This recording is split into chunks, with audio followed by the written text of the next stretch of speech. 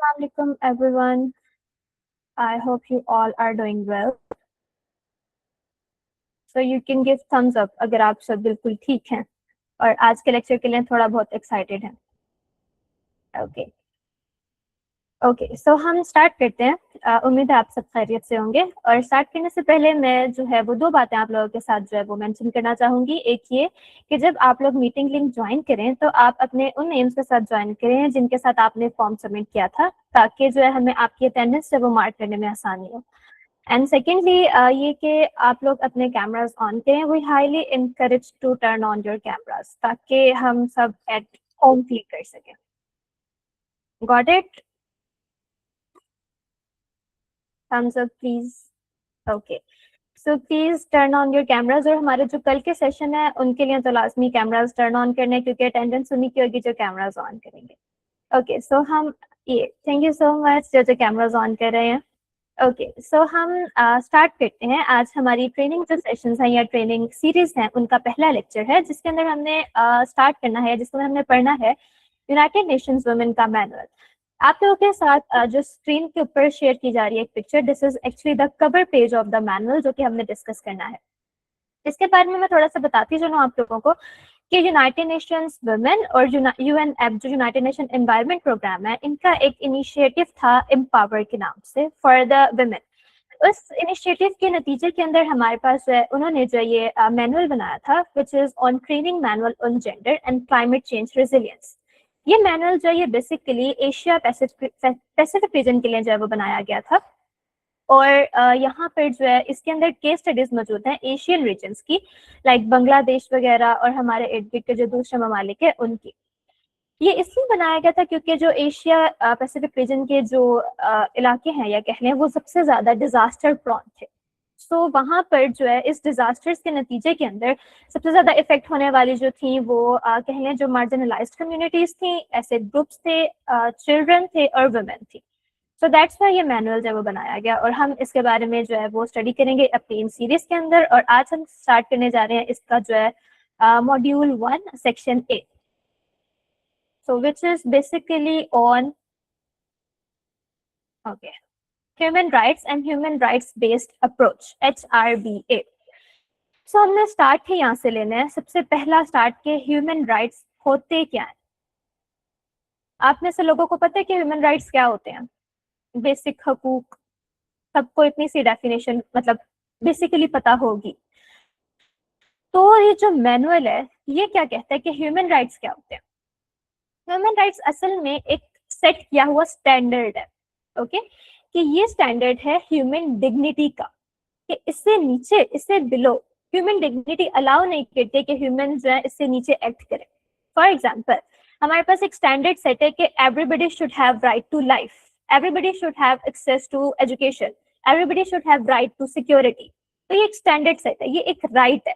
इससे नीचे जो है वो आप जो है ह्यूमंस को मतलब ह्यूमन डिग्निटी अलाउ नहीं करती है. हर किसी के पास ये स्टैंडर्ड सेट होना चाहिए. ओके सो ह्यूमन राइट्स ऐसे राइट्स हैं, ऐसे बेसिक फंडामेंटल और नेचुरल राइट्स जो कि इनहेरेंट होते हैं. They get you get these rights when at the very point when you are born.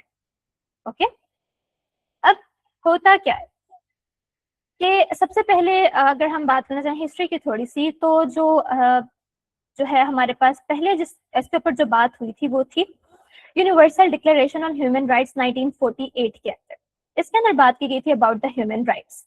ठीक है, और इसके बाद जो है वो Aahista Aahista different treaties different conventions ने इसको रेटिफाई किया, इसको साइन किया. ठीक है, फॉर एग्जांपल इसके अंदर सबसे पहला जो सबसे जो कॉमन नेम आता है या सबसे इंपॉर्टेंट नेम आता है वो है 1993 Vienna world conference on human rights, जिसके अंदर जो डिक्लेरेशंस की गई थी. ठीक है, इन रेजोल्यूशंस के ऊपर जो कि universal declaration on human rights ने डिस्कस किया था और कंसीडर किया था अबाउट द ह्यूमन राइट्स. अब जो UDHR है ये एक इंटरनेशनल ट्रीटी है. फॉर एग्जांपल अब इंटरनेशनल ट्रीटीज ऐसी बहुत सारी मौजूद है. आपकी गवर्नमेंट क्या करती है, इस तरह की इंटरनेशनल ट्रीटीज को साइन करती है या रेटिफाई करती है. इसको रेटिफाई करने के नतीजे में आपकी गवर्नमेंट बाउंड हो जाती है कि आपको वो वाले राइट्स दिए जाएंगे जो उस इंटरनेशनल ट्रीटी के अंदर लिखे हुए हैं. ओके, फॉर एग्जांपल अगर हमारे पास universal declaration of human rights को रेटिफाई किया है पाकिस्तान ने, तो पाकिस्तान बाउंड हो जाएगा अपनी पब्लिक को, अपने पीपल को, अपनी राया को वो राइट्स देने के लिए जो कि इस ट्रीटी के अंदर मेंशन है। सो दीज राइट्स असल में जो है ये इंटरनेशनल लेवल पे होते हैं, फिर नेशनल लेवल इसको रेटिफाई करते हैं और फिर वो जो है वो ह्यूमंस को दिए जाते हैं। पूरी दुनिया के अंदर जितनी भी स्टेट्स मौजूद हैं उन सब ने तकरीबन उन सब ने एटलीस्ट एक ट्रीटी को लाजमी जो है वो रेटिफाई किया हुआ होगा, लेकिन ऑलमोस्ट 80% कंट्रीज और स्टेट्स ऐसे हैं जिन्होंने तकरीबन 4 या 5 से ज्यादा जो है लॉज या ट्रीटीज को जो है वो रेटिफाई किया हुआ है। अब इन लॉज के अंदर या इन राइट्स के अंदर जो है वो कौन कौन से बेसिक राइट्स इंक्लूड हैं जो कि जिनको हम ह्यूमन राइट्स का नाम देते हैं। So right to life, right to liberty, security, dignity, right to equality, right to freedom, right to nationality, right to education, well-being, employment and social security. So these are just थोड़े मोड़े से rights यहाँ पर जो मैंने लिखे हैं कि ये human rights के अंदर include किए जाते हैं। Okay, so this is about the human rights क्या होते हैं। हम पढ़ रहे हैं human rights and human rights based approach. Okay, इतनी बातें समझ आ रही हैं? So please thumbs up. सिर्फ एक को ही आ रही, ओके ठीक हो गया। हम आगे चलते हैं।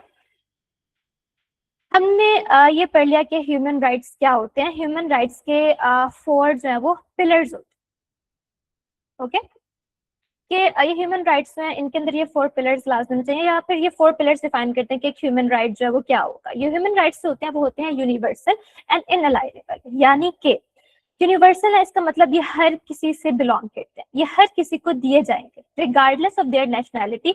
ये बिल्कुल मैटर नहीं करेगा कि आपकी नेशनैलिटी क्या है, आपका जेंडर क्या है, आपका स्टेटस क्या है, आपका ओरिजिन क्या है, आपकी रेस क्या है, आप किस क्रीड से ताल्लुक रखते हैं, it doesn't matter.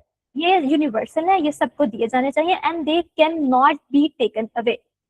Okay, they are indivisible, यानी कि हम इन जो राइट्स हैं हमारे पास, इनकी रैंकिंग नहीं कर सकते। अगर मैं छोटे से एग्जांपल दूं तो हमारे पास 2 राइट्स यहाँ पर मौजूद हैं। फॉर एग्जांपल एक राइट है हमारे पास राइट टू हेल्थ, और दूसरा राइट हमारे पास है राइट टू फूड। ठीक है, तो ऐसा है कि हम ये नहीं कह सकते कि राइट टू हेल्थ ज्यादा इंपॉर्टेंट है या राइट टू जो हमारे पास फूड है उसको हम छोड़ देते हैं या उसको हम सेकंड नंबर पे ले आते हैं। ऐसा नहीं होगा। ये जो हमारे पास बेसिक यूनिवर्सल ह्यूमन राइट्स हैं ये सब के सब एक लेवल के ऊपर एग्जिस्ट करते हैं, ये इनडिविजिबल है, इनकी किसी भी किस्म की कोई रैंकिंग नहीं की जा सकती है। फिर आते हैं ये है इंटरडिपेंडेंट एंड इंटर रिलेटेड, यानी ये सब के सब राइट्स हैं ये आपस में एक दूसरे से लिंक करते हैं किसी ना किसी तरीके से। ऐसा नहीं हो सकता कि अगर मैं एक राइट छोड़ दूं तो दूसरा राइट खुद ब खुद मुकम्मल हो जाएगा या दूसरा राइट खुद ही फुलफिल हो जाएगा, नहीं। इसकी इंटरडिपेंडेंसी और लिंकेज जो है वो इस तरह से देखी जा सकती है कि again consider the example of 2 rights, right to health है और दूसरा right to clean water and sanitation. Okay, so अगर मैं ये कहूँ कि मैं राइट टू क्लीन वाटर और सैनिटेशन को फुलफिल नहीं कर रही, मैं नहीं प्रोवाइड कर रही, so how can I make ensure that के राइट टू हेल्थ जो वो भी फुलफिल हो जाएगा? नहीं होगा। तुम्हारे पास क्लीन वाटर नहीं होगा, सैनिटेशन नहीं होगी, हेल्थ ऑब्वियसली इफेक्ट होगी। सो ये लिंक्स ये जो राइट्स हैं ये आपस में दूसरे से लिंक करते हैं, एक दूसरे के ऊपर डिपेंडेंट होते हैं। तो ऐसा नहीं हो सकता कि हम एक राइट को छोड़ दें और दूसरे को फुलफिल कर लें या दूसरे को अपना लें। लास्टली इसका जो पिलर है वो है इक्वालिटी एंड नॉन डिस्क्रिमिनेशन। आपके जो ह्यूमन राइट्स होते हैं किसी भी किस्म की डिस्क्रिमिनेशन नहीं करने चाहिए based on the race, gender या फिर बैकग्राउंड। ये मैटर नहीं करता कि आप किस इलाके से हैं, आप किस खत्ते से हैं, आप किस कॉन्टिनेंट से हैं, या आपका मुल्क क्या है, आपकी रेस क्या है, आपका जेंडर क्या है, इट डजंट मैटर। ये सब के लिए इक्वल होने चाहिए और इन लॉज के मुताबिक, इन राइट्स के मुताबिक तमाम ह्यूमन बींग्स इक्वल हैं। किसी को भी किसी भी किस्म की बेसिस के ऊपर आप जो है वो किसी तशद्दुद का निशाना नहीं बना सकते, फॉर एग्जाम्पल, या आप किसी को भी सफर नहीं करवा सकते। So these are the 4 pillars of human rights.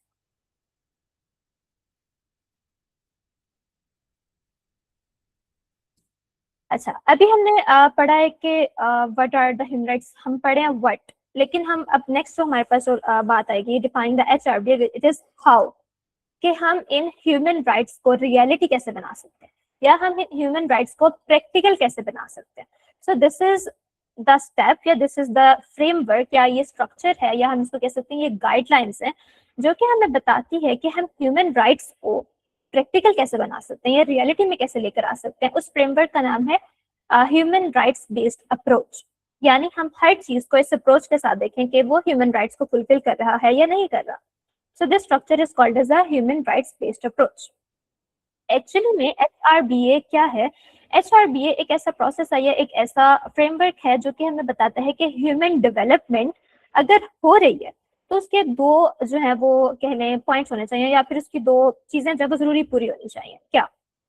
कि कोई भी प्रोग्राम या कोई भी प्रोसेस है अगर वो ह्यूमन डेवलपमेंट पे काम कर रहा है, so it must be linked to the international human rights standard. जो हमारे पास इंटरनेशनल राइट्स सेट किए गए हैं उनको उनसे जो है ये अपोज नहीं करना चाहिए. सेकेंडली, ये जो ऑपरेशनली है it must be directed towards promoting and protecting the human rights. तो हमारे पास जो HRBA है वो यही अप्रोच है कि हम जितने भी लॉज, हम जितने भी प्रोसेसेस, हम जितने भी डेवलपमेंटल प्लान्स बनाएं या हम डिजास्टर रिस्क मैनेजमेंट प्लान्स बनाएंगे उनके अंदर हमारे पास ह्यूमन राइट्स वायलेट नहीं होने चाहिए. अब HRBA क्या करता है? HRBA का सेंट्रल ऑब्जेक्टिव क्या है कि हमने सिर्फ ये नहीं देखना कि ह्यूमन राइट्स जो हैं वो उनको उनको कौन कौन सी प्रॉब्लम्स जो है वो लाहक है, कह सकते हैं कि फॉर एग्जांपल अगर हम देखें कि HRBA ये नहीं देखता कि हमारे पास पॉवर्टी की प्रॉब्लम है या लैक ऑफ सेफ्टी है. HRBA ये भी देखता है कि पीछे रूट कॉज क्या है, किस वजह से ये पॉवर्टी है, किस वजह से जो है वो ये लैक ऑफ सेफ्टी है. और फिर HRBA क्या करता है, उस चीज को एड्रेस करता है, रीएड्रेस करता है. क्यों रीएड्रेस करता है? ताकि हमारी कम्युनिटी का, हमारे पॉपुलेशन का कोई भी ऐसा सेक्ट, कोई भी ऐसा ग्रुप ऐसा ना रह जाए जो कि लेफ्ट आउट या लेफ्ट बिहाइंड फील करे. तो HRBA का मेन मकसद ये है. HRBA के दो मेन रेशनल्स हैं जिनमें एक हमारे पास आता है इंट्रिंसिक और एक आता है इंस्ट्रूमेंटल. यानी इसका मतलब है कि हम HRBA जो या ह्यूमन राइट्स बेस्ड अप्रोच इस्तेमाल ही क्यों कर रहे हैं, इसकी जरूरत ही क्या है, इसका मकसद क्या है. सो पहला वो कहते हैं कि इंट्रिंसिक रैशनल के मुताबिक उसका कहना है कि this is the right thing to do. इस वजह से हम ह्यूमन राइट बेस्ड अप्रोच इस्तेमाल करते हैं. This is the humanity. लोगों को सेफ्टी मुहैया होनी चाहिए, लोगों को सेफ वाटर मुहैया होना चाहिए, उनको राइट टू लाइफ होना चाहिए. This is the right thing to do. इस वजह से जो है वो हम HRBA जो है वो यूज कर रहे हैं. या HRBA का मकसद क्या है? दूसरा मकसद HRBA का या ह्यूमन राइट बेस्ड अप्रोच का ये है सस्टेनेबल डेवलपमेंट. हाउ? हमारा जो 2030 एजेंडा है वो सस्टेनेबल डेवलपमेंट का है. सो सस्टेनेबल डेवलपमेंट के लिए सस्टेनेबल सिटीज और सस्टेनेबल कम्युनिटीज होनी चाहिए. और सस्टेनेबल कम्युनिटीज और सस्टेनेबल सिटीज के लिए जरूरी है कि हर किसी को उसके हिस्से के राइट्स दिए जाएं. सो दैट्स वाई हमें अपने different plans, different process, different policies के अंदर जब अप्लाई करने की जरूरत है human right based approach. Okay, इसके बाद हम देखते हैं कि दो इम्पोर्टेंट चीजें या दो की फैक्टर्स हम डिस्कस करते हैं. तो पहला है, एक हमारे पास है राइट्स होल्डर और दूसरे है ड्यूटी बेयरर्स. ये यहाँ पे डिस्कस करना थोड़ा सा जरूरी था कि हम स्टार्टिंग में डिस्कस कर लें ताकि आगे मजीद बातें समझने के अंदर नहीं हो. सो राइट होल्डर्स क्या होता है? अच्छा, आपको ये बात समझने की जरूरत है कि इस मीटिंग के अंदर बैठा हर बंदा राइट होल्डर है. आप सब राइट होल्डर्स हैं. ओके, आप अपने राइट्स को क्लेम कर सकते हैं. आपको राइट है सेफ्टी का, आपको राइट है लाइफ का, आपको राइट है एजुकेशन का, आपको राइट है वोट करने का, आपको राइट है क्लीन वाटर का, हेल्थ का, फूड का. So you all are right bearers जिनके कुछ ना कुछ हकूक हैं. ओके, अब आते हैं duty bearers. Duty bearers are those institutions, चाहे वो स्टेट हो, चाहे वो नेशनल लेवल पर हो, चाहे वो इंटरनेशनल लेवल पर हो, चाहे वो नॉन गवर्नमेंटल ऑर्गेनाइजेशन हो, that are bound to respect, protect and fulfill those rights. उनकी ये लीगल ऑब्लिगेशन है कि उन्होंने आपको ये राइट्स प्रोवाइड करने हैं. ओके, सो यहाँ पर ये दो चीजें समझने की जरूरत थी कि राइट होल्डर्स कौन कौन से हैं और ड्यूटी बेयरर्स कौन कौन से हैं. आगे चलते हैं. आगे चलते हुए ये थोड़ी सी कॉम्प्लेक्स स्लाइड है, इसको समझने में भी थोड़ी सी देर लगेगी. सो इससे पहले मैं दोबारा बताती हूँ कि हमने क्या पढ़ा है. हमने पढ़ा ह्यूमन राइट्स होते क्या है, ह्यूमन राइट्स बेस्ड अप्रोच क्या होती है. अब हमने ये देखना है कि हम HRBA को एक टूल या किसी भी टूल के तरीके से हम HRBA को अप्लाई कैसे कर सकते हैं. And this tool is the panel principle. Okay, third one जो हम पढ़ने जा रहे हैं. पैनल प्रिंसिपल असल में एक टूल है कि अगर आप कोई पॉलिसी बना रहे हैं, अगर आप अगेन कोई प्लान बना रहे हैं, या आप अगर कोई जो है वो प्रोसेस है, डेवलपमेंटल प्रोसेस है, या आप रिस्क मैनेजमेंट प्लान है, आप वो बनाते हुए उसके ऊपर ये टूल अप्लाई करेंगे पैनल प्रिंसिपल का, और आप ये देखेंगे कि आप जो भी प्रोसेस कर रहे हैं वो ह्यूमन राइट बेस्ड अप्रोच के मुताबिक है या नहीं है। Okay, so panel stands for these 5 words PANENL। Panel सबसे पहला जो है वो है P से stands for participation. Okay, participation का क्या मतलब है कि जो भी हम पॉलिसी बना रहे हैं, जो भी हम प्रोसेस बना रहे हैं, this must be active, this must be free and this must be meaningful. Active, free, meaningful होना चाहिए, लेकिन किसके लिए होना चाहिए? उन लोगों के लिए होना चाहिए जो कि डायरेक्टली या इनडायरेक्टली हमारे उस प्रोसेस, हमारे उस प्लान से इफेक्ट होंगे। तो उन लोगों को हमें डिस्कशन का हिस्सा बनाना जरूरी है, लाजमी है, ताकि उनकी बातें सुनी जा सके, ताकि ये देखा जा सके कि ये आपका जो भी प्रोजेक्ट है, प्लान है, आपके लिए तो एक डेवलपमेंटल प्रोग्राम होगा, लेकिन वहां पर जो नेटिव लोग हैं या वहां पर जो बसने वाले दूसरे लोग हैं, उनको वो प्लान इफेक्ट कैसे करेगा? सो दैट्स व्हाई उनके साथ कंसल्टेशन बहुत जरूरी है। ये नहीं है कि सिर्फ बातचीत कर लिया, ओपिनियन ले लिया, नो, कंसल्टेशन इंपॉर्टेंट है। This is called the participation. आपने देखना है कि आपका जो लॉ या आप जो पॉलिसी बना रहे हैं उसके अंदर पी इंक्लूड है, यानी उसके अंदर पार्टिसिपेशन इंक्लूडेड है। क्या आप उन लोगों को कंसीडर कर रहे हैं जो कि आपके इस प्रोसेस से, इस पॉलिसी से डायरेक्टली या इनडायरेक्टली किसी भी तरीके से इफेक्ट हो रहे हैं? दूसरा हमारे पास आता है ए है अकाउंटेबिलिटी। अकाउंटेबिलिटी किसकी अकाउंटेबिलिटी? ड्यूटी बियरर्स की अकाउंटेबिलिटी। वो अकाउंटेबल होने चाहिए जिनके ऊपर ये लीगल कंप्लायंस या लीगल ऑब्लिगेशन है कि उन्होंने आपको जो है ये लॉ ये राइट जो है वो फुलफिल करना है, या उन्होंने आपको ये प्रोवाइड करना है। वो रिस्पॉन्सिबल है इन राइट्स की प्रोटेक्शन के, प्रोविजन के और फुलफिलमेंट के। So they must be held accountable. अगर तो इस सिनेरियो, इस पूरे प्रोसेस और इस पूरे पॉलिसी के अंदर आपका किसी भी किस्म का लॉ वायलेट हो रहा है, सो इस चीज के लिए आपकी वो अथॉरिटीज अकाउंटेबल होनी चाहिए। And this requires transparency and monitoring. Okay,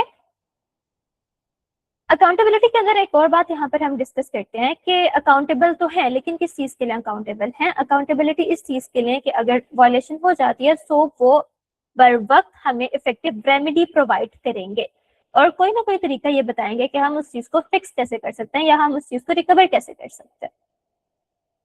okay, फिर नेक्स्ट हमारे पास जो है वो है एन है non discrimination and equality. So we must prioritize those who are the most vulnerable। कोई भी पॉलिसी बनाते हुए ये जो है हम देखते हैं कि सब इंसान इक्वल है, लेकिन उनके ऊपर ज्यादा नजर होनी चाहिए जो कि वल्नरेबल है। फॉर एग्जाम्पल किसी भी क्लाइमेट डिजास्टर के नतीजे में, फॉर एग्जाम्पल, सबसे ज्यादा वल्नरेबल कौन से होते हैं? या तो बच्चे होते हैं, ठीक है, या वुमेन्स होते हैं, या फिर जो पर्सन विद डिसेबिलिटीज, वो सबसे ज्यादा अफेक्टेड होते हैं, डिफरेंटली अफेक्टेड होते हैं। अफेक्टेड तो सब होते हैं, लेकिन कुछ सेक्ट्स हमारे पॉपुलेशन के, कम्युनिटी के ऐसे होते हैं जो मोस्ट वल्नरेबल होते हैं। सो हमने उन लोगों के ऊपर जो है वो मद्देनजर रखनी है, ठीक है। सो हमने जो है डिफरेंट स्ट्रक्चरल बैरियर्स हैं वो रिमूव करने हैं, ताकि लाइक अनफेयर लॉज और सोशल नॉर्म्स वगैरह वो रिमूव करने हैं, ताकि डिस्क्रिमिनेशन ना रहे और इक्वालिटी होगा। फिर आती है एम्पावरमेंट। ये सबसे ज्यादा इंपॉर्टेंट स्टेप है एम्पावरमेंट का। ये कैसे एम्पावरमेंट का स्टेप इंपॉर्टेंट है? अच्छा, अब बात ऐसी है कि अगर आप एक पॉलिसी या लॉ बना रहे हैं, तो आप जिनके लिए बना रहे हैं उनको पता होना चाहिए, दे must be aware about this, के कोई लॉ अगर बनाया जा रहा है, कोई राइट बनाया जा रहा है, तो उनके लिए ये मौजूद है, ये नहीं है। ओके, ऐसा है कि हमारे यहाँ की जो कम्युनिटीज हैं, फॉर एग्जाम्पल हम कह सकते हैं जो पुअर कम्युनिटीज हैं, दे आर वेटिंग के कोई आए और हमारी हेल्प करे, because they don't even know कि उनके पास ऑलरेडी राइट्स मौजूद हैं, वो ये राइट डिमांड कर सकते हैं, रादर देन जस्ट वेटिंग के कोई और उनकी हेल्प करे। उनको इतना एजुकेट ही नहीं किया जाता, उनको इतना अवेयर ही नहीं किया जाता, कि उनको ये पता ही नहीं होता कि हमारे पास कौन कौन से राइट्स मौजूद है। ओके, सो उन लोगों को इस बारे में जो है वो अवेयरनेस होनी चाहिए। दे must B empowered, they must know about their rights. And lastly the legality, L. हमने ये देखना है कि हमारी जो भी पॉलिसी है, जो भी राइट हम बना रहे हैं, वो इंटरनेशनल लॉज को जो है वो जो है अपोज ना करें। ओके, हमारे जो भी एक्शंस हैं ठीक है, वो उस हमारे जो इंटरनेशनल ट्रीटीज जो हमने साइन किए हुए हैं उनके ऑपोजिशन के अंदर ना आ जाए। और एक बात यहाँ पर समझने की जरूरत है कि हमारे राइट्स की प्रोविजन ये गवर्नमेंट का एक कह लें फर्ज है। कैसे फर्ज है? क्योंकि they have signed the international treaties, वो बाउंड है, वो लीगली बाउंड है कि वो हमें ये प्रोवाइड करेंगे। अगर तो वो ये प्रोवाइड नहीं करते तो इट मीन्स वो इसको वायलेट कर रहे हैं। ये they don't act out of sympathy, empathy या चैरिटी के तौर पर। ये उनका लीगल राइट है, ये सॉरी ये उनकी लीगल ऑब्लिगेशन है कि वो हमारे राइट्स को पूरा करें। So lastly is the legality. Panel principle के अंदर जो है हम दिस इज द टूल, ठीक है, कि हम कोई भी अगेन दोबारा बताती हूँ कि जो भी पॉलिसी बना रहे हैं, जो भी हम प्रोसेस कर रहे हैं, उनके अंदर हम इन सबको अप्लाई करके देखेंगे कि अगर ये सारी चीजें उसके ऊपर ठीक अप्लाई हो रहे हैं, इट मीन्स हमारा जो भी राइट बना रहे हैं, जो भी हमारे पास पॉलिसी बना रही है वो गुड टू गो है, हम उसको मजीद आगे लेकर जा सकते हैं। तो दिस इज द टूल कि हम ये देख सकते हैं कि human right based approach apply हो रही है या नहीं हो रही है।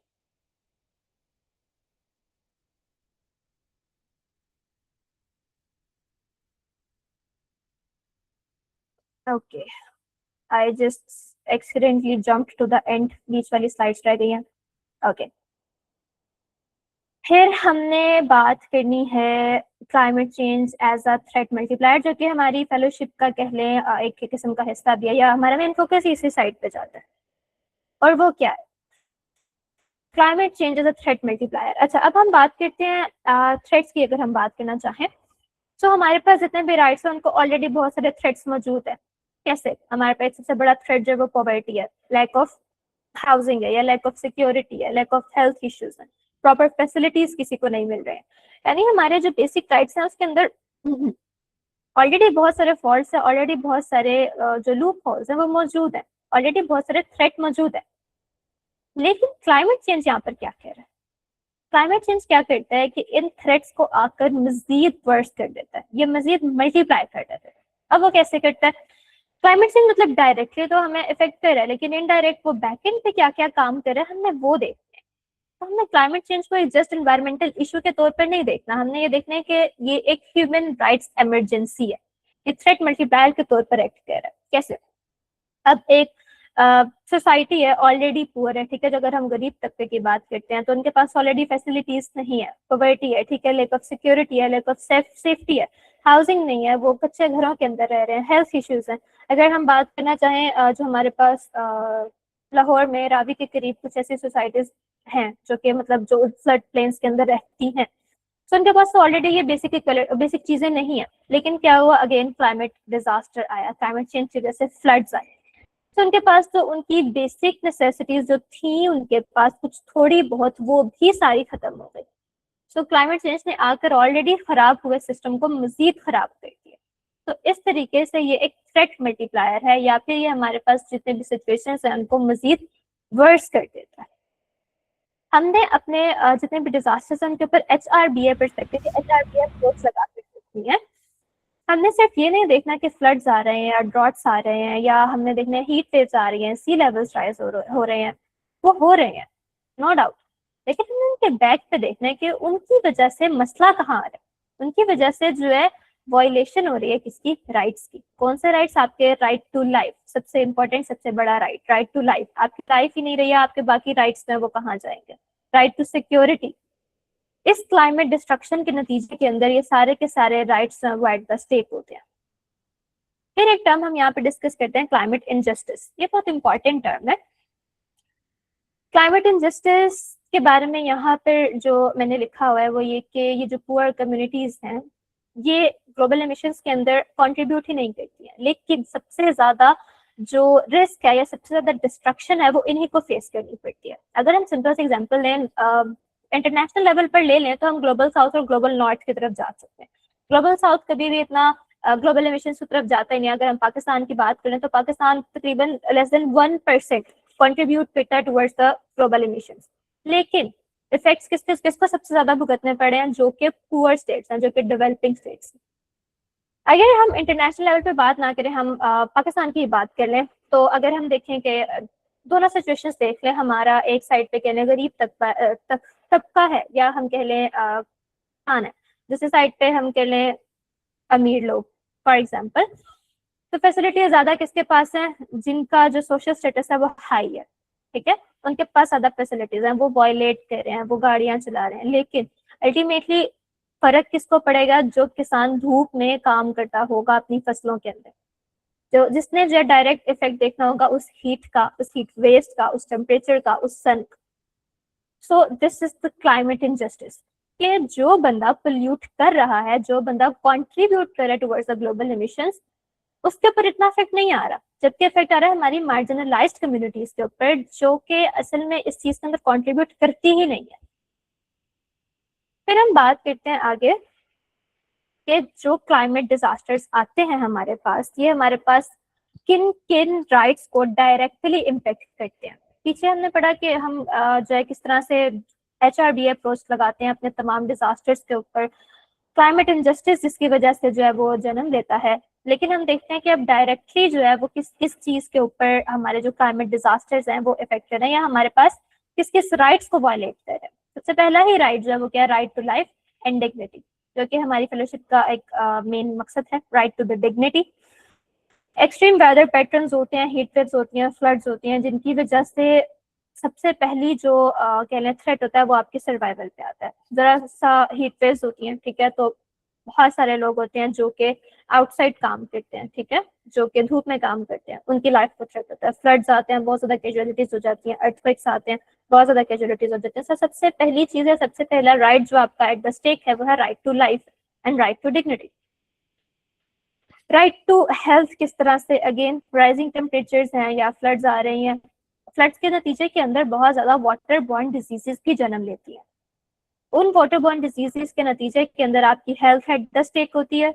अगर आपके पास ड्रॉट्स आएंगे तो माल न्यूट्रिशन जन्म लेगी, हीट वेव्स आएंगे तो ऑब्वियसली आपका पूरा बॉडी का सिस्टम जो है वो ऊपर नीचे हो जाता है। सो इन डिजास्टर्स के नतीजे के अंदर आपका राइट टू हेल्थ भी एट द स्टेक होता है।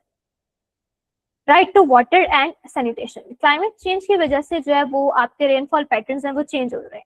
कहीं पर बहुत ज्यादा बारिशें हो रही हैं, कहीं पर बारिशें हो ही नहीं रही हैं। जहां पर बारिशें हो ही नहीं रही हैं वो ड्राई अप होते जा रहे हैं, और जहां पर बारिशें हो रही हैं उनकी जगह क्या आ रहा है? वहां फ्लड्स आ रहे हैं, अर्बन फ्लडिंग है, कोस्टल एरियाज फ्लडिंग में आ जाते हैं। और वो फ्लड क्या करते हैं? जो आपके पास ऑलरेडी मौजूद पानी होता है साफ पीने का, उसे भी पोल्यूट कर देते हैं, क्योंकि फ्लड वाटर प्योर नहीं होता, वो आपके पास मौजूद जितने भी आपके पास रिजर्वायर्स हैं प्योर वाटर के, वो उसको भी इम्प्योर कर देगा। सो यहाँ पर आपकी right to the water and sanitation ये भी एट द स्टेक आ गई। Right to housing, important one. Displacement एक बहुत बड़ा इशू है क्लाइमेट डिजास्टर्स की वजह से।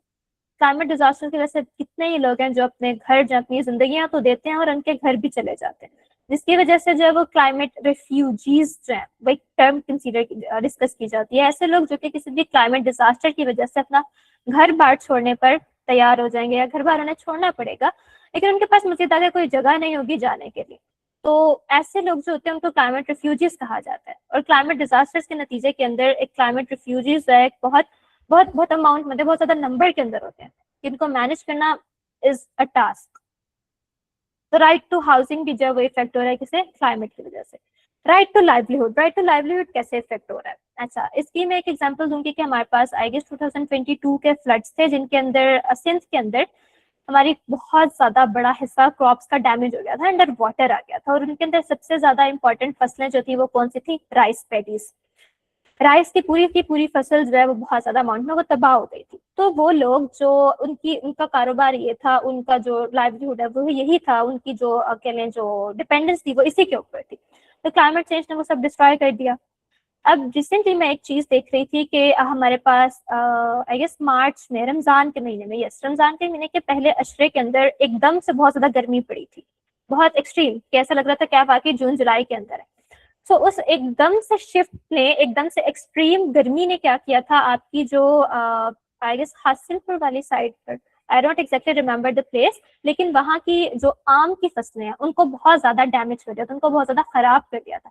क्या क्या पॉसिबिलिटीज हैं कि हमारे पास अगले आने की जो अगले गर्मियों के अंदर आम हो उसके अंदर थोड़ी बहुत शॉर्टेज आ सकती है, वो महंगा हो सकता है, क्योंकि क्लाइमेट चेंज की सडन शिफ्ट ने क्या किया, आपकी क्रॉप्स डैमेज कर दिया, आपका लाइवलीहुड जो है वो तबाह कर दिया, आपका एग्रीकल्चर तबाह कर दिया।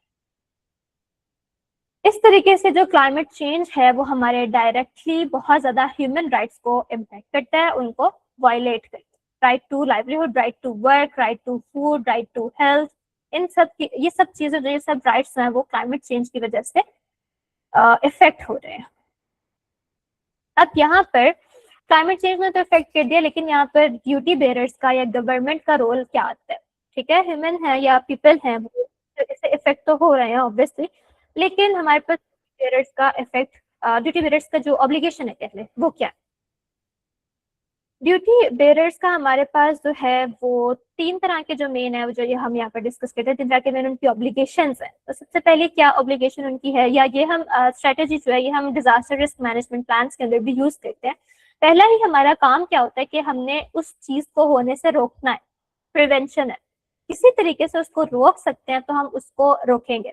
हम ऐसे मेजर्स लेंगे, प्रिकॉशनरी मेजर्स लेंगे, अफर्मेटिव मेजर्स लेंगे कि हमारा वो जो डिजास्टर है उससे वो हो ही ना। ठीक है, वो नहीं होगा तो हमारे पास हमारे जो ह्यूमन राइट्स हैं वो वायलेट नहीं होंगे। दूसरी दूसरी तरह के दूसरे स्टेप पे अगर हम आए तो क्या होता है कि ठीक है, प्रिवेंशन हमने ले लिया, प्रिवेंटिव मेजर्स ले लिया, लेकिन इनके फिर भी वो climate disaster, climate change disaster हो रहा है तो और वो कम्युनिटी को डिस्ट्रॉय कर रहा है, कम्युनिटी के राइट्स को डिस्ट्रॉय कर रहा है, लोगों को डिस्ट्रॉय कर रहा है, लोगों को इफेक्ट दे रहा है, तो ड्यूटी बेयरर्स का काम क्या होता है कि सबसे पहला रिस्पॉन्स देना, ऐसे इफेक्टिव वेज देना कि वो कम्युनिटी जल्द से जल्द उस डिजास्टर से रिकवर कर सके। ओके, उस डिजास्टर से रिकवर कर सके, हम उसे इजिली विथस्टैंड कर सके। Lastly they must be held accountable. उनको मतलब हम जो राइट बेयरर्स हैं उनको चाहिए कि राइट होल्डर्स हैं उनको चाहिए कि ड्यूटी बेयरर्स को अकाउंटेबल ठहराए, क्योंकि उन्होंने ये इंटरनेशनल ट्रीटीज साइन करते हुए उन्होंने ये लीगली जो है वो एक्सेप्ट किया था कि हम अपने पीपल को या अपनी रियाया को या अपनी कम्युनिटीज को ये राइट्स देंगे। तो उनके एंड पर किस जगह पर क्या मसला आया कि वो हमें ये प्रोटेक्शन नहीं दे सके। हमारा राइट टू लाइफ डिस्ट्रॉय हो गया, हमारा राइट टू लाइफ और राइट टू जो सेफ्टी है, राइट टू सिक्योरिटी है, right to clean water and health है, सैनिटेशन है, ये सारे के सारे राइट्स हैं वो वायलेट हुए। क्यों हुए? आपके प्रिकॉशनरी मेजर्स कहाँ पर थे, या आपके अफर्मेटिव मेजर्स कहाँ पर थे, आपके रिकवरी मेजर्स कहाँ पर थे? सो duty bearers must be held accountable for this. इसके नतीजे के अंदर एक और भी सेंटर्ड अप्रोच जो है वो यूज की जाती है, पीपल सेंट्रिक अप्रोच, वो है climate justice. Climate justice COP 31 I guess 2015 के थीमेटिक एरियाज के अंदर डिस्कस की गई थी, डिस्कस किया गया था एक्चुअली। क्लाइमेट जस्टिस क्या है? क्लाइमेट जस्टिस के अंदर हमने ये देखना है कि ह्यूमन डेवलपमेंट और ह्यूमन राइट्स इनको आपस में लिंक कैसे लिंक किया जाए कि ह्यूमन डेवलपमेंट हो रही है, ओके होती है, लेकिन उसके साथ साथ हम HRBA अप्रोच अपनाएं और ये देखें कि ह्यूमन डेवलपमेंट के नतीजे में हमारे किसी किस्म के राइट्स तो वायलेट नहीं हो रहे हैं, किसी किस्म के ह्यूमन राइट्स जो है वो एट द स्टेक तो नहीं है। इसके अंदर हमने देखना होता है मेनली हमारा फोकस जो है वो होना चाहिए वल्नरेबल कम्युनिटीज के ऊपर, या उन लोगों के ऊपर जो कि इससे सबसे ज्यादा इफेक्ट हो रहे हैं। लॉस एंड डैमेज फंड या और भी इस तरह की चीजें होती हैं। लॉस एंड डैमेज फंड क्या होता है कि हमें जो है लॉस एंड डैमेज फंड जो कि कॉप के अंदर थीमेटिक एरियाज के अंदर डिस्कस किया गया था, वो ये था कि जो है वो ग्लोबल नॉर्थ जो है जो कि सबसे ज्यादा कंट्रीब्यूशन कर रहा है टुवर्ड्स द ग्लोबल एमिशंस, वो प्रोवाइड करेगा loss and damage fund to the global south. Okay, like जो बंदा या जो स्टेट या जो पीपल, फॉर एग्जांपल जनरल बात कर रहे हैं कि जो वायलेट कर रहा है या जो कंट्रीब्यूशन कर रहा है वो पे करना चाहिए उसको उन लोगों को जो इफेक्ट हो रहा है। तो क्लाइमेट जस्टिस अप्रोच ये कहती है कि हमारा मेन फोकस उन लोगों के ऊपर होना चाहिए जो कि मेनली अफेक्ट हो रहे हैं। और before planning, before every policy making, हमें ये देखना चाहिए कि हमारी ये पॉलिसी है, हमारा ये जो प्लान है, ये किसी भी तरीके से हमारे किसी ह्यूमन राइट्स को वायलेट ना करे। ओके, इसके अंदर हम मिटिगेशन या अडेप्टेशन जैसे मेजर्स हैं वो लेते हैं ताकि हम एक्सीडेंटली जो है, मिटिगेशन पहले लेते हैं और अडेप्टेशन बाद में होती है, मिटिगेशन मेजर्स लेते हैं ताकि हम एक्सीडेंटली किसी भी किस्म के लॉ को वायलेट ना करें। इतनी बातें समझ में आई हैं सबको?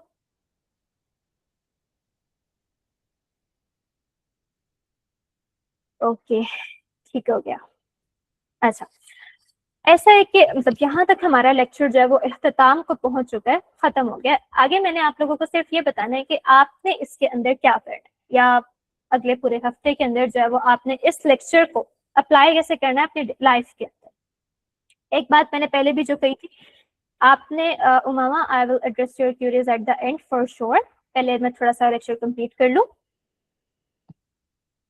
Yes, you can ask questions, लेकिन पहले मैं ये कंप्लीट कर लूं फिर। Okay, so what you have to do, identify your role. मैंने पहले भी ये बात की थी कि इस मीटिंग के अंदर बैठा हुआ हर बंदा जो है वो ड्यूटी नहीं, राइट होल्डर है। ओके, राइट होल्डर है। हर किसी को पता होने चाहिए कि उसके राइट्स क्या है। Your first action is to refuse to be invisible, खामोश नहीं रहना, ठीक है। इन एवरी क्लाइमेट प्रोजेक्ट, आपके इर्द गिर्द कोई डिजास्टर है, या आपके इर्द गिर्द कोई कम्युनिटी प्लान हो रहा है, या आपके इर्द गिर्द कोई प्रोसेस हो रहा है, या पॉलिसी मेकिंग हो रही है, तो आपने इस बारे में सोचना जरूर है कि इस प्रोसेस के अंदर कौन से लोग हैं जो राइट होल्डर्स हैं, कौन से लोग हैं जो ड्यूटी बियरर्स हैं, कौन से लोग हैं जिनको जो लेफ्ट आउट है। ओके, इस सब का डाटा कहाँ पर है इंपॉर्टेंट, क्या ड्यूटी बियरर्स जो है वो रिस्पॉन्सिबल हैं इस सब के लिए। तो आपने अपना रोल आइडेंटिफाई करना है। अपना रोल आइडेंटिफाई करने के बाद आपने देखना है कि आपके इर्द गिर्द के जितने भी प्रोसेसेस हैं, प्लान्स हैं, ठीक है, उनके अंदर जो है वो HRBA अप्रोच जो है वो अप्लाई हो रही है या नहीं हो रही। HRBA जो अप्रोच है वो अप्लाई करने के लिए हमने देखा था कि हमने पैनल फिल्टर जो है वो इस्तेमाल किया था, ठीक है, ये यूज किया था कि ये देखने के लिए कि हमारे जो राइट्स सॉरी पॉलिसी है या प्रोसेस है या प्लानिंग है वो ह्यूमन राइट्स को जो है वो वायलेट तो नहीं कर रहे। तो आपने ये देखना है, अभी सिर्फ दो पे बेशक स्टिक रहे हैं, P&A, पार्टिसिपेशन एंड अकाउंटेबिलिटी। आपने अपने इर्द गिर्द जो है वो इन्वायरमेंट देखनी है पैनल लेंस के थ्रू। आपने देखना है कि अगर कोई प्रोजेक्ट हो रहा है, कोई पॉलिसी है, तो उसके अंदर पार्टिसिपेशन का फैक्टर कहाँ है, कि जो लोग उस डेवलपमेंट प्रोजेक्ट से इफेक्ट हो रहे हैं क्या वो कंसीडर किए जा रहे हैं पार्टिसिपेशन में, क्या उनकी वॉइसेस सुनी जा रही हैं, क्या मार्जिनलाइज्ड कम्युनिटी को कंसीडर किया जा रहा है, क्या वो टेबल पर मौजूद हैं कि वो डिस्कशन कर सके, क्या वो ये बता सकें या वो ये वॉइस उनकी बढ़ाई जा सके कि उन्हें ये प्रॉब्लम्स हैं या वो इस प्रोजेक्ट से जो है वो इस तरीके से इफेक्ट हो रहे हैं या नहीं हो रहे। Secondly, accountability. आपने ये देखना है कि अकाउंटेबल कौन है इस प्रोसेस के नतीजे के अंदर। अगर किसी किस्म की लॉ वायलेशन होगी तो कौन सी अथॉरिटी है जो इसके लिए अकाउंटेबल ठहराई जाएगी। अच्छा, तो इस नतीजे के अंदर आपने देखना है कि आपके जो राइट्स हैं, लाइक राइट टू हेल्थ है, वो कौन फुलफिल कर रहा है, कौन रिस्पॉन्सिबल है उनको प्रोटेक्ट करने के लिए, who can we hold them to their promise.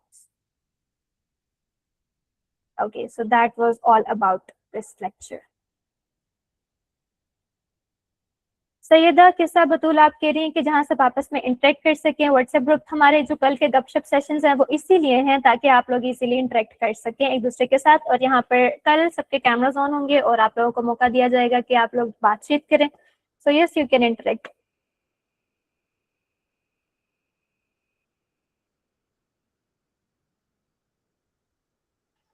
Okay, so do we have any questions. मैं चैट बॉक्स देखती हूँ। गैस प्लीज रिएक्शन से मुझे बताएं कि आप लोगों को मेरी बातें समझ आई हैं कि नहीं आई।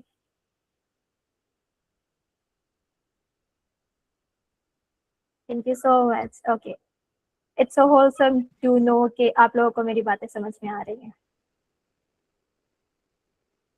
आपको स्लाइड्स भी मिल जाएंगी, आपको रिकॉर्डिंग्स भी मिलेंगी, ये सब आपको दे दिया जाएगा। सो इस बारे में टेंशन लेने की जरूरत नहीं है। इसके अलावा एनीथिंग एल्स, किसी किस्म के सजेशंस, किसी किस्म के क्वेश्चंस, किसी किस्म के discussions. Yes, I have a question. Yes for sure, मैं कोशिश करूंगी कि मैं आपके सवाल का जवाब लाजमी दूं। मैं क्वेश्चन कर लूं? जी जी श्योर उमामा। ओके, क्वेश्चन ये है, जैसे आप अभी ह्यूमैनिटीज की बात कर रही हैं, तो अभी आपको रिसेंटली लाइक पता होगा जो इधर रबात वाली साइड पे हुआ है, क्या कहते हैं उसे, किसान बोल रही हूँ, सॉरी, इनके जो रेड़ियां लगाते हैं बंदे, उन लोगों की उस लाइक जगह को जलाया गया है। तो ये भी एक ह्यूमन राइट वायलेशन है। तो इसके खिलाफ कौन आवाज उठाए, और अगर कोई उठाता है तो फिर उसके साथ भी क्या किया जाता है। तो इसके लिए क्या क्या मेजर्स किए जा सकते हैं इसको रिड्यूस करने के लिए। उमामा, कैन यू प्लीज थोड़ा सा एक्सप्लेन कर सकते हैं कि आप किस इवेंट की बात कर रही हैं, because I don't know about this event. Okay, अभी रिसेंटली यहाँ पर हमारी ही साइड रवात में जैसे एक गरीब लोग रेड़ियां लगाते हैं, वैसे यहाँ पर एक साइड पे एक सब्जी मंडी टाइप वहाँ रेड़ियां लगती हैं। तो वहाँ पर अभी गवर्नमेंट ने एक बार दो बार उन लोगों को वार्निंग दी थी कि यहाँ पर हम लोगों ने कुछ चीज बनानी है या लाइक उन्होंने अपना को प्रोजेक्ट करना है। सो ऑब्वियसली जो गरीब लोग होते हैं इनके पास कोई और जगह नहीं होती है कि वो कहीं और जाकर अपनी रेड़ी लगाएं। सो इन द एंड गवर्नमेंट ने, अब कहा ही जाता है कि ये क्लाइमेट चेंज या जो भी है इसकी वजह से हुआ है, बट एवरीवन नोस के इसके पीछे गवर्नमेंट का ही हाथ होगा जो उन्होंने वहां पर आग लगाई है। तो इसमें कोई मेजर्स ही करने चाहिए। लाइक अगर आप एक गवर्नमेंट कह रही है कि आप यहाँ से हट जाओ, तो क्या गवर्नमेंट को ये नहीं चाहिए कि वो हेल्प भी करे? लाइक अगर वो वहां से इनको हटा रहे हैं तो उन्हें कोई और जगह भी उनको लेकर देनी चाहिए। Okay Umama, thank you for the question. अच्छा, अभी थोड़े दिन मैं अपना पॉइंट ऑफ व्यू शेयर करती हूँ आप लोगों से। अभी थोड़े दिन पहले मेरा भी यही क्वेश्चन था। लाहौर के अंदर बहुत सारी जगहों पर जो केनाल रोड है वहां पर बहुत सारे लोग जो है वो रेड़ियां लगाते हैं और उनका रोजगार ही यही है। लेकिन गवर्नमेंट ने क्या किया, उनके लिए जो वो रेड़ियां जो है वो हटाना शुरू कर दी थी। बिकॉज जब मैंने इसके बारे में अपने एक सर से पूछा कि क्या ये गलत नहीं है कि हम उनके रोजगार को जो है वो खराब करें या जो है उनकी चीज को खराब करें, क्या ये उनकी राइट्स की वायलेशन नहीं है? तो मेरे सर ने जो मुझे जवाब दिया था, जो कि मैं आपको दूंगी, कि हमारा जो कह लें या कॉन्स्टिट्यूशन है या हमारे जो राइट्स हैं या हमारे जो गवर्नमेंटल लॉज हैं, उनके अंदर जो है इस तरह की जो रेड़ियां लगाना है वो इजाजत नहीं है, क्योंकि ये आपकी राइट टू लाइफ को वायलेट कर रहा है। एक सड़क के किनारे के ऊपर रेडी लगाना डायरेक्ट आपकी राइट टू लाइफ की वायलेशन है कि कोई गाड़ी चलती फिरती आ रही है और आपको टक्कर मार देगी, तो आपकी राइट टू जो लाइफ है वो ऑलरेडी एट द स्टेक होगा। तो गवर्नमेंट ने इस वजह से वहां से वो सारी वो हटवा दी थी। लेकिन गवर्नमेंट ने उसकी कंपनसेशन के अंदर बहुत सारी जो ऐसे इनिशिएटिव जो है वो स्टार्ट किया था, जिसके अंदर जो आप शायद आई गेस जो लाहौर के सिटीजन हैं उन्होंने देखा होगा, बाकी भी बहुत सी जगहों पर भी उन्हें स्पेसिफिक रेडियां जो है वो प्रोवाइड की गई थी, जो कि बिल्कुल रोड के ऊपर नहीं थी, जो अंदर मजीद जो जैसे गलियां बनी हुई हैं या जो पाथवेज हैं वहां पर है। सो गवर्नमेंट अगर इस तरह के मेजर्स ले रही है, सो वो आपकी सेफ्टी को मद्देनजर रखते हुए लेती है। और दूसरा, अगर वो इस तरह के मेजर्स ले रही है तो वो बैकएंड पे आपको कुछ प्रोवाइड भी कर रही है। तो that was the answer. I hope मैं थोड़ा बहुत क्लियर होंगी आपको। हाँ, ओके, थैंक्स। ओके, किसी ने क्वेश्चन किया था कि आप पैनल को दोबारा डिस्क्राइब कर सकती हैं। यस, मैं दोबारा कर देती हूँ, wait for a second, let me get back to the slides. Okay, तो panel principle is actually a tool कि हमने ये देखना है कि पैनल प्रिंसिपल अप्लाई करके कि हमारी जो पॉलिसी है या हमारे डेवलपमेंट प्रोग्रेस हो रही है, डेवलपमेंट प्रोग्राम हो रही है, उसके अंदर जो है ह्यूमन राइट्स को कंसीडर किया जा रहा है या नहीं किया जा रहा। जिसके लिए हमारे पास ये जो टूल है इसके अंदर हमारे पास 5 मेन थिंग्स हैं। सबसे पहला है हमारे पास पी या पार्टिसिपेशन। हमने ये देखना है कि जो भी प्रोजेक्ट किया जा रहा है उससे डायरेक्ट अफेक्ट होने वाली कम्युनिटी कौन सी है। जो डायरेक्ट अफेक्ट होने वाली कम्युनिटी है, क्या उसको कंसल्टेशन के अंदर कंसीडर किया जा रहा है या उसकी जो बात है वो सुनी जा रही है कि वो ये कह रही है कि अगर इस प्रोजेक्ट से मेरा ये नुकसान हो रहा है, सो उनकी बात जो है वो लाजमी सुनी जानी चाहिए। तो क्या ये पार्टिसिपेशन एक्टिव है, ये मीनिंगफुल है या ये फ्री है। सेकेंडली, हमारे पास अकाउंटेबिलिटी है कि अगर इस प्रोसेस के नतीजे के अंदर किसी भी किस्म का लॉ वायलेट हो जाएगा तो कौन सी अथॉरिटी है जो इसके लिए अकाउंटेबल होगी। इसके लिए अकाउंटेबल होने के साथ साथ वो हमारे पास जो है वो इफेक्टिव वे या कोई रेमेडी या एक जो बिल्कुल रिस्पॉन्स है वो देने के लिए तैयार होगी या नहीं होगी। कौन सी अथॉरिटी है जो इसके लिए अकाउंटेबल होगी। फिर है नॉन डिस्क्रिमिनेशन एंड इक्वालिटी। हमने किसी भी किस्म की बेस पर डिस्क्रिमिनेशन नहीं करनी है, चाहे जेंडर की बेस पे हो या किसी सेक्ट की बेस पे हो या फिर जो है आप किसी स्पेसिफिक नेशनलिटी के हो या आपका रिलीजन कुछ है, ठीक है, इसकी बेस के ऊपर डिस्क्रिमिनेशन नहीं होनी चाहिए, इक्वालिटी होनी चाहिए। दूसरा ये कि हमें जो मार्जिनलाइज्ड कम्युनिटीज हैं या फिर अफेक्टेड पीपल हैं या जो वल्नरेबल कम्युनिटीज हैं उनको कंसीडर करना है या उनको के लिए मद्देनजर लाजमी रखना है। तो ये डिस्क्रिमिनेशन और सॉरी नॉन डिस्क्रिमिनेशन और इक्वालिटी में आ जाएगा। And fourth one is empowerment. हमने ये जो है वो मेक श्योर करना है कि जिनके लिए ये जो लॉ या राइट्स बनाए जा रहे हैं या जो भी हम पॉलिसी डेवलपमेंट या प्रोग्राम बना रहे हैं उनको इस बारे में अवेयरनेस है कि उनके लॉस क्या है। वो जो है अगर उनका कोई लॉ वायलेट किया जा रहा है तो वो इसके बारे में आवाज उठा सके। उनके साथ ऐसा ना हो कि दे आर वेटिंग के कोई आए और हमारी हेल्प करे, बल्कि उन्हें पता होना चाहिए कि ये हमारा राइट है, ये वायलेट हो रहा है और हम इसको डिमांड कर सकते हैं। एंड लास्टली लीगैलिटी, कि आपका जो भी कोई प्रोजेक्ट है वो आपके इंटरनेशनल लॉज जिसको आपने साइन किया, आपकी गवर्नमेंट ने साइन किया हुआ है, उसको वायलेट नहीं करना चाहिए, ना ही किसी किस्म के नेशनल लॉज को। तो जिसने पूछा था, आई एम क्लियर, ठीक है,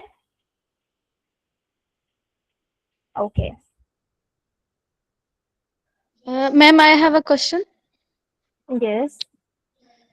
मैं पूछ रही थी कि आपने कहा ना कि जब हम क्लाइमेट जस्टिस की बात करते हैं तो हमें ये करना चाहिए कि जो ऐसी कम्युनिटीज हैं जो लाइक जो ज़्यादा इम्पैक्ट, जिन पे ज़्यादा इफेक्ट हो रहा है क्लाइमेट का, और जिन पे नहीं हो रहा उनको चाहिए कि वो उनके लिए लाइक काम करें, या फिर उनको ज़्यादा बेनिफिट्स दें। तो as a like for example जो नॉर्मल लोग होते हैं जो इस तरह से क्लाइमेट एक्टिविस्ट भी नहीं है, ऐसा कुछ नहीं, तो वो किस तरह से उनके लिए हेल्पफुल हो सकते हैं, जो कि जो ज्यादा इम्पैक्ट हो रहे हैं और वो ज्यादा इम्पैक्ट नहीं हो रहे, तो फिर वो किस तरह से करेंगे? ओके, ऐसे सिनेरियोस के अंदर सबसे पहला जो अमल है वो हम ये कर सकते हैं, फंडिंग, चैरिटी, ठीक है। हमारे पास बहुत सारी ऐसी ऑर्गेनाइजेशंस काम कर रही हैं जो कि डायरेक्ट लिंक करती हैं उन लोगों के साथ जो कि क्लाइमेट डिजास्टर से अफेक्ट हुए होते हैं। अगर मैं आपको सिंपल से एग्जांपल दूं तो ऐसा है कि फ्लड्स के सिनेरियो के अंदर जो लोग फ्लड अफेक्टेड पीपल होते हैं उनको रिफ्यूज देने के लिए, उनको शेल्टर्स देने के लिए हमारे पास बहुत सारी ऐसी ऑर्गेनाइजेशंस हैं जो काम कर रही हैं। उनके लिए टेम्परेरी शेल्टर्स बनाए जाते हैं, उनके लिए टेम्परेरी कैंप्स लगाए जाते हैं। सो अगर आप एक क्लाइमेट एक्टिविस्ट नहीं हैं तो आप उन ऑर्गेनाइजेशंस के साथ जाकर कोलैबोरेट तो नहीं, वर्क कर सकती हैं, वॉलंटियर कर सकती हैं, ताकि आप डायरेक्टली उन लोगों के साथ लिंक हो जाएं जो क्लाइमेट अफेक्टेड पीपल हैं। ठीक है। ओके, रुको। Thank you so much. Yes, आपके साथ जो है शेयर कर दिया जाएगा शेड्यूल, मैं एक दफ़ा दोबारा शेयर कर दूंगी तमाम डेट्स और तमाम टाइमिंग्स के साथ।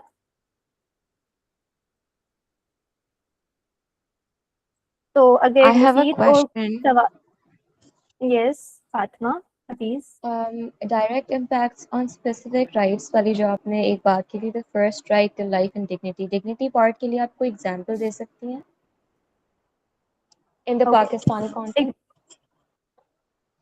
ठीक है, पाकिस्तान के कॉन्सेप्ट के अंदर ओके, मैं अगर अपना एक एक्सपीरियंस आपके साथ शेयर करना चाहूँगी, शायद मैंने शुरू में भी ओरिएंटेशन में शेयर किया हो। तो ऐसा है कि जो हमारे पास फ्लड्स आए थे पिछले साल के, सो आई वॉलंटियर एट अ प्लेस अल खिदमत की तरफ से, जिन्होंने शेल्टर होम्स वो बनाए हुए थे, टेंट्स लगाए हुए थे फॉर द पीपल जो कि फ्लड से अफेक्ट। तो वहां पर मेरा जाना हुआ, उन्होंने एक बड़ा सा कैंप था जिसके अंदर उन्होंने बच्चों के लिए एक छोटा सा स्कूल बनाया हुआ था। सो स्कूल बनाया हुआ था, वहां पर मुझे एक लड़की मिली, एक बच्ची मिली। तो मैं उनके साथ रैंडमली एक दिन गुजारने गई थी, बातचीत करने गई थी, और जब वो मेरे साथ थोड़ा सा सेफ फील करने लगे या मेरे से बातें शेयर करने लगे, सो शी टोल्ड मी के her father tried to sell her, कि उनके पास इतनी मतलब रिसोर्सेस नहीं थे या पैसा नहीं था जो उसका वो बोझ उठा सके, तो उन्होंने उसको बेचने की कोशिश की। तो फिलहाल वो बच्ची भी छोटी थी, लेकिन ये उसकी डिग्निटी के ऊपर एक बहुत बड़ा क्वेश्चन है, कह सकते हैं कि क्लाइमेट सिनेरियो, क्लाइमेट डिजास्टर्स हुआ, इफेक्ट हुआ, आपका राइट टू लाइफ हुआ, लेकिन आपकी डिग्निटी भी प्रोटेक्टेड नहीं रहेगी। और climate induced gender based violence, उसके अंदर हम यही बात कर रहे हैं कि ऐसी बहुत सारी विमेन होती हैं जिनको इन सिनेरियोज के अंदर हरासमेंट का सामना करना पड़ता है, चाइल्ड अब्यूज का, चाइल्ड मैरिजेस का, और इस तरह के बहुत सारे जो है जो कह सकते हैं disaster, sorry, gender based violence होते हैं, तो उनको जो है देखना पड़ता है। और इसके बारे में हमारा जो नेक्स्ट लेक्चर है वो प्योरली जेंडर बेस्ड वायलेंस के ऊपर ही है। Hope that helps Fatima. Yeah, thank you. Thank you. So thank you so much guys, आप लोगों ने अपने कैमरास ऑन किए हुए हैं। I am loving to see these faces, thank you so much. So अगर कोई और मजीद सवाल नहीं है तो यस, हम इजाजत चाहते हैं। ओके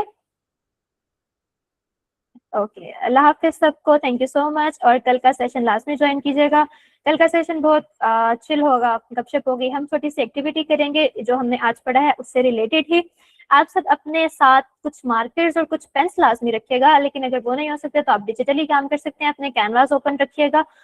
और यस, कल भी हम बहुत सारी गपशप करेंगे, और कल आप लोगों में से कुछ पर्सन को ये मौका दिया जाएगा कि वो अपना पॉइंट ऑफ व्यू यहाँ पर एक्सप्लेन करें, जो भी हम एक्टिविटी करेंगे उससे related. So yes guys, please be ready. तो हिचकिचाना नहीं है, हम जिसको पॉइंट करेंगे वो बताएगा कि उसने ये एक्टिविटी कैसे की, उसका पॉइंट ऑफ व्यू क्या था, और बाकी सबको भी मौका दिया जाएगा। अगर कल सिर्फ 3 लोगों को बुलाया जाएगा तो बाकी लेक्चर्स के अंदर भी बाकी 3 करके सबको बुलाया जाएगा। सो this was all about today's lecture. Thank you so much for joining. Thank you so much for listening. Allah Hafiz. मिलते हैं कल इंशाल्लाह।